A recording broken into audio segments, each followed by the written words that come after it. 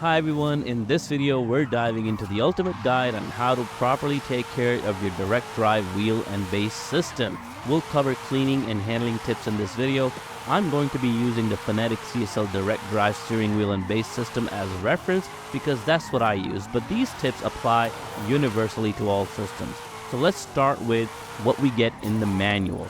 I don't know about Moza or other brands, but Fanatec manual gives very little guidance, literally one line in the manual, and it says this, and I quote, "Clean only with a dry or slightly damp microfiber cloth. Using cleaning solutions may damage your CSLDD. Okay, thanks manual. Even though that's great advice, and we'll start with that, we're going to need a little bit more information than that to make our system last as long as possible. So whether you're a seasoned sim racer or just starting out, these tips will help you keep your gear in top-notch condition. So here's tip number 1, regular cleaning and dusting. There are a few options here. We've got air dusters and microfiber cloths. If you choose to use an air duster, point it away from the device where you want the dust to fly off to.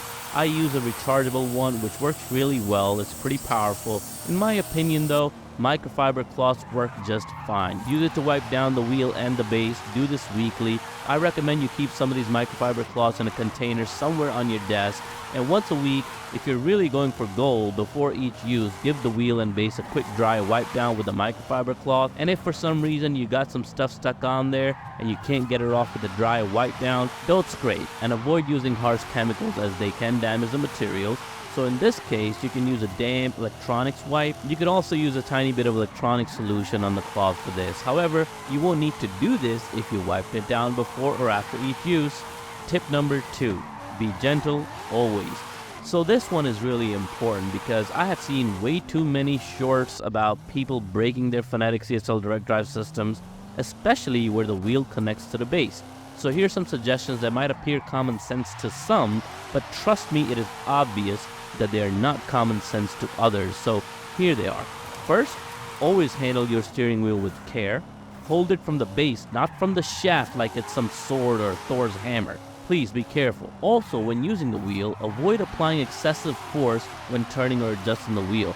Being gentle will prevent unnecessary wear and tear on the internal components. And try to remember to not rest your arm on the wheelbase, because when you're doing that, you're putting weight downwards on the wheel and the pressure's on the mount, and that can wear the connecting points down over time. Just handle the wheel like a baby with care. Tip number 3 is proper tightening.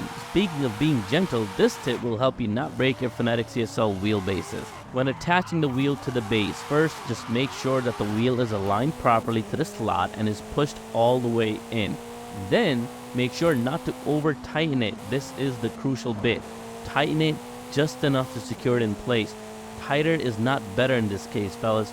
Over tightening can damage the threads and make it difficult to remove the wheel later on, and over time this will really just wear everything down. Tip number 4, regular firmware updates. Now to the softer stuff. This might not sound like something important, but overall performance is really affected greatly by the firmware. So keep your firmware up to date. Regular updates can improve performance and fix bugs. Check the Fanatec website or use the software to ensure you're always running the latest version, especially if you're noticing lag or decrease in responsiveness. You can set your updates to auto, so you don't have to worry about this one too much. Tip number 5, storage and environment. Finally, store your wheel and base in a cool, dry place when not in use. This applies to all electronics, right? So it's common sense. Also, you gotta make sure the wheelbase is not exposed to high temperatures or humidity, because this will definitely affect the performance and longevity.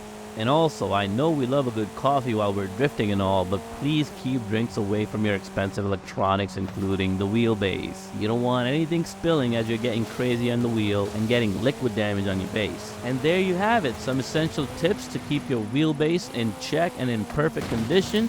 If you found this video helpful, don't forget to like, subscribe, and hit the bell icon for more sim racing tips and guides. Thanks for watching, and happy racing. Peace.